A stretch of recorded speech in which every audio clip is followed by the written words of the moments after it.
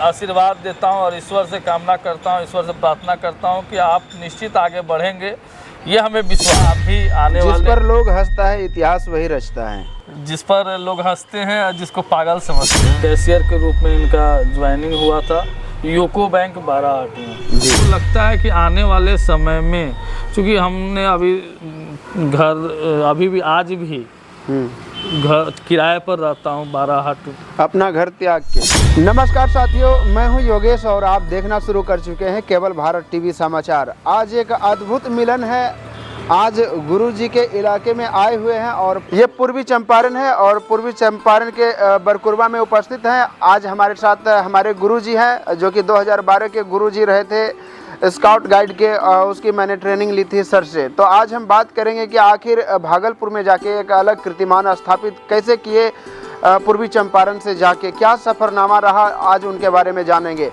तो आइए हम सर से बात करते हैं। आप तमाम दर्शकों को ये पता चलेगा कि अपना घर छोड़ने के बाद एक अलग जगह पहचान बनाने में क्या मुश्किलों का सामना करना पड़ता है, उन सभी बातों पर चर्चा करेंगे। सर, सबसे पहले हमारे केवल भारत टीवी समाचार में बहुत बहुत स्वागत है। धन्यवाद योगेश जी कि आज आपने भागलपुर से चंपारण की धरती जो इस ठंड में सफ़र किया, उसके लिए काबिलियत, आपकी मेहनत को देखकर निश्चित मैं सलाम करता हूं आपको और ये भी आशीर्वाद देता हूं और ईश्वर से कामना करता हूं, ईश्वर से प्रार्थना करता हूं कि आप निश्चित आगे बढ़ेंगे।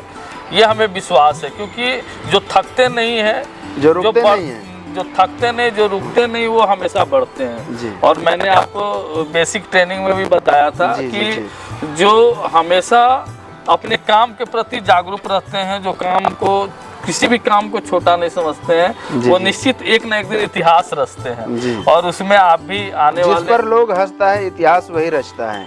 जिस पर लोग हंसते हैं और जिसको पागल समझते हैं, वही एक दिन इतिहास रचते हैं।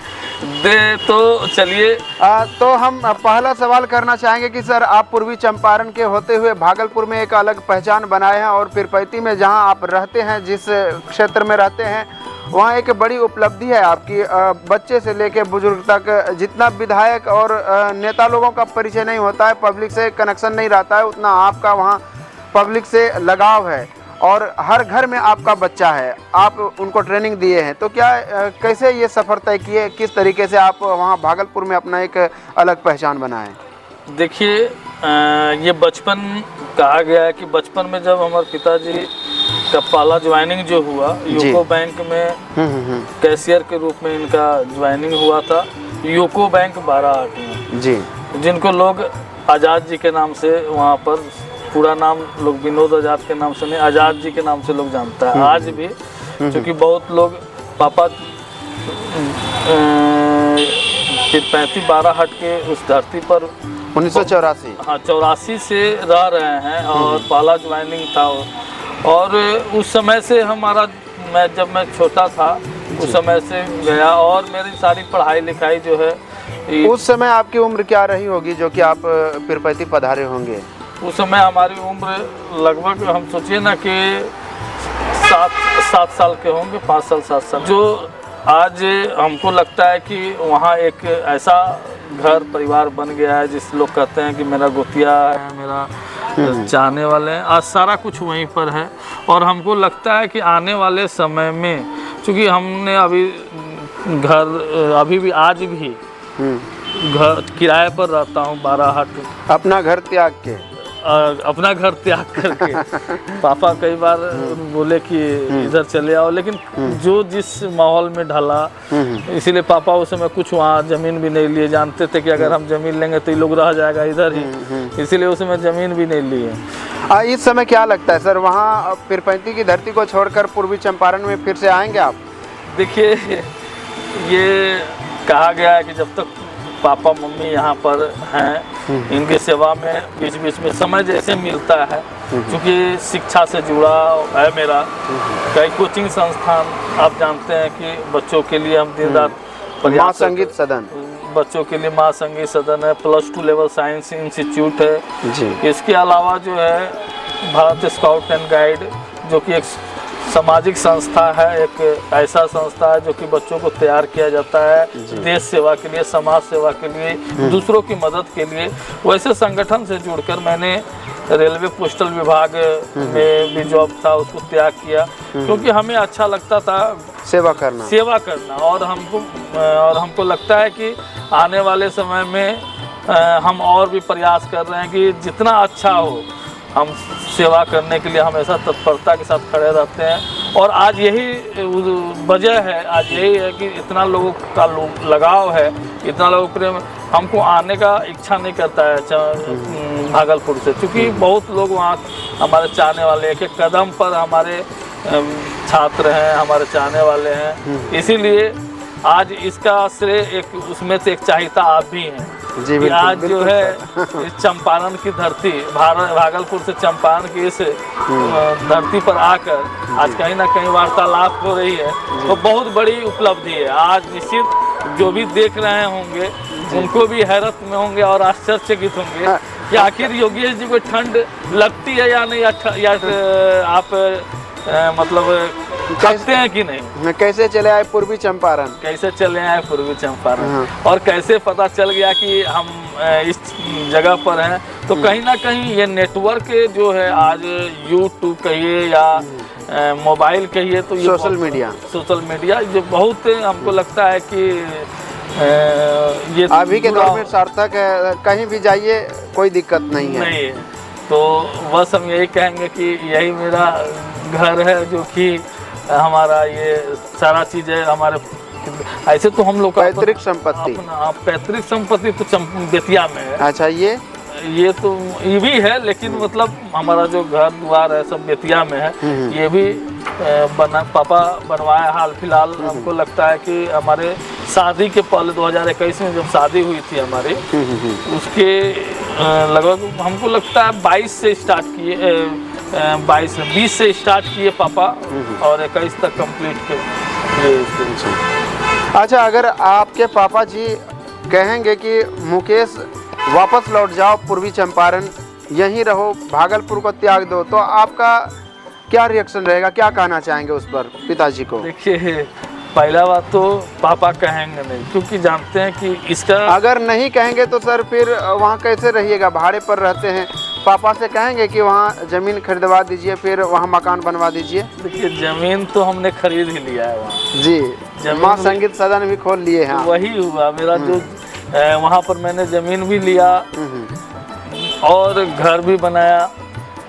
तो अपने जब बल से, कोई पापा हमारे कहते थे कि जब तुम अपने कोई काम अपने बल पर करोगे तो तुमको लगेगा कि हमने बहुत बड़ा काम किया जी। उनका एक एक मार्गदर्शन हमारे जीवन में रामबाण का काम किया। हमारे जीवन में हमेशा उन्होंने समझाया कि कभी बैसाखी के सहारे मत चलो। हमारे पिताजी पैसा बहुत था, लेकिन उन्होंने कहा कि जब तुम खुद अपने बल पर कुछ करोगे तो तुमको एहसास होगा एक एक चीज़ का, एक एक जैसे कि एक मेहनत क्या होता है उसका एहसास होगा। इसके बाद मेहनत करना शुरू कीजिएगा। हाँ, और उन्होंने हमेशा हमें गाइडलाइन दिया कि हम तो बहुत सारा पैसा दे देंगे तुमको, तुम कर, लेकिन मेहनत से जब तुम कोई चीज़ करोगे तो जो खुशी तुमको मिलेगी वो शायद, अब हमको लगता है कि सचमुच जब एक ईंट जुड़ रहा था, जब हम मकान बना रहे थे वहाँ 12-8 में, तो लगता था कि सचमुच। और हमारे पास बहुत ज़्यादा पैसा नहीं था, लेकिन हमारे चाहने वाले इतने थे। बहुत सारे लोग जो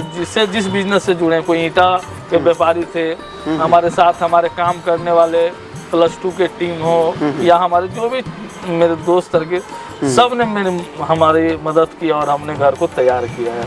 अगर आपके पिताजी बोलेंगे, आपके पिताजी 60+ हो गए हैं, मतलब बूढ़े होने के कगार पर हैं, बताया जाता है कि पुत्र पोसा जाता है, पाला जाता है उनको, उनकी सेवा के लिए, तो इनके सेवा में आप रहेंगे या नहीं रहेंगे? आज हम इनकी तो उम्र आज समाप्ति के कगार पर है। आज हम वैसे लोगों को तैयार कर रहे हैं जो कि माता पिता की सेवा के लिए हैं। आखिर ये भी तो आपके पिताजी हैं। मैं दूसरों की सेवा के लिए तैयार रहता हूँ, तो अपने पिता को कैसे छोड़ सकता हूँ? इसके लिए मैंने अपनी अर्धांगिनी को यहाँ पर तैनात किया सेवा के लिए। पहले लोग कहते थे कि मुकेश जी बैचलर लाइफ है, इसलिए बहुत फ्री हैं इसलिए सेवा करते हैं। और आज तो बहुत ज़्यादा सेवा करते हैं और हमें गम भी नहीं रहता है, क्योंकि हमारी माँ पैर से उतना ज़्यादा लाचार है, थोड़ा तो पैर से लाचार है। और माँ और पिता की सेवा के लिए हमारी अर्धांगिनी है और वो सेवा करती हैं। और हम जो हमारे नहीं रहने के बावजूद में कोई सेवा में दिक्कत होता है, जहाँ लगता है कि मेरी ज़रूरत है जी, तो हमको 5 घंटा लगता है भागलपुर से इस पूर्वी चंपारण आने में। तो सोचिए कि ये सफ़र भी ज़्यादा मेरे लिए नहीं है, मैं तो हर दिन सफ़र करता हूँ। तो अगर मेरी ज़रूरत पड़ेगी मेरे पिता और माता को तो आप वहाँ से उनके लिए भी मैं तैयार हूँ हमेशा। चलिए, बहुत बहुत धन्यवाद सर। साथियों, हमारे साथ बात करने के लिए मुकेश सर के पिताजी हैं, उनसे बात करेंगे कि आखिर किस तरीके से मुकेश सर को भागलपुर में छोड़ दिया और ये सर यहीं पर रह गए पूर्वी चंपारण में। सर, सबसे पहले आपका बहुत बहुत स्वागत है हमारे केवल भारत टीवी समाचार में। धन्यवाद। सर, ये बताइए कि मुकेश सर की क्या जीवनी रही, कैसे किस तरीके से उन्होंने संघर्ष किया, क्यों छोड़ दिया भागलपुर में उनको? ये असल में है क्या कि मेरी ज्वाइनिंग वहीं है भागलपुर बरहाट में 1984 में ज्वाइन किया। इसका जन्म भी वहीं हुआ। अच्छा। तो वहीं से इसकी मैंने प्रारंभिक शिक्षा वहीं हुई। प्रारंभिक शिक्षा क्या कि कॉलेज तक वहीं पढ़ा। अच्छा। और बचपन से वहीं रह गया। तो ज़्यादा जान पहचान लोगों से उसकी वहीं रही। और स्काउट में चला गया। इसको बहुत लोग मैंने इसके स्वभाव से सभी शिक्षक लोग का मैंने दुलारा हो गया, प्यारा हो गया। रहने लगा वहीं पर। अब हमारी तो मैंने ड्यूटी थी, मजबूरी थी आपकी? हमारी तो मजबूरी थी। हम तो कई जगह मेरी पोस्टिंग हुई। बनारस यूपी में भी रहे हम, उत्तराखंड भी रहे। लेकिन ये परमानेंट वहीं रह गए। अच्छा। बोला कि पापा हम यहीं रहेंगे। अच्छा। तो आप कहे ठीक है, हमारी इच्छा है तो कोई बात रह सकते हो। रह सकते हो। और समाज में अच्छा अपना इज्जत बनाया, संघर्ष किया, मेहनत किया, ईमानदार है। लोगों का सबसे बड़ी चीज़ है ये। इनके ईमानदारी का परिचय वहाँ बताना नहीं पड़ता है। इसीलिए देखे कि लड़का ठीक है, कोई गलत रास्ते पर नहीं है तो चलो कोई बात नहीं है। आप तो बूढ़े हो गए सर, अगर मुकेश सर की आवश्यकता पड़ी आपको तो कैसे इनको याद करेंगे एट ए टाइम? अगर किसी प्रकार का कोई भगवान न करे बीमारी का शिकार हो, उस तरह का कोई दिक्कत आ जाए तो मुकेश सर को कैसे याद करेंगे, कैसे आ पाएंगे? ऐसा नहीं लगता है कि मुकेश सर को भी यहाँ रखना चाहिए? नहीं, अब देखिए वो बच्चा है, अब उसका मैंने इच्छा है कि हम वहीं से अपने जीवन संघर्ष करें तो अच्छी बात है। बच्चे को हम अपने साथ कितना नहीं रख सकते। अच्छा सर, वहाँ जब आपकी ज्वाइनिंग हुई थी, वहाँ पले बढ़े हैं मुकेश सर, वहाँ उनकी एक अलग उपलब्धि है, पहचान है। कभी कभी पूर्वी चंपारण आते हैं, इनकी शादी हो गई है, इनके बच्चे हैं। आपको ऐसा नहीं लगता है कि मुकेश सर का आवास बनवा देना चाहिए वहाँ? ये ख्याल आया आपके मन में? बोला कि पापा हम ज़मीन यहीं लेते हैं, घर बनाएंगे। ठीक है, अच्छी बात है। तो वहीं पर हम ज़मीन भी लिए हैं और उसमें मकान बना है, लेकिन अभी इनकम्प्लीट है। अच्छा, तो मकान बनवाएंगे कि नहीं? हाँ, मकान क्यों नहीं बनवाएंगे? क्योंकि आपके बेटे हैं, शायद बड़े बेटे हैं। हाँ, बड़ा बेटे। तो मकान तो बना ही है। ग्राउंड फ्लोर तो वहीं गया है ना। अच्छा। लेकिन अब देखिए आगे। तो मुकेश सर के पिताजी थे और इनसे बात करके बहुत अच्छा लगा। जाते जाते कुछ वहाँ के दर्शकों के लिए कुछ संदेश दे दीजिए, भागलपुर वासियों के लिए। भागलपुर में तो मैं 20 वर्ष रहा हूँ। जी। बहुत अच्छा लगता है, वहाँ के लोग अच्छे हैं, हमारे लिए तो अच्छे हैं। 20 वर्ष रहा है, कभी कोई उंगली नहीं उठा।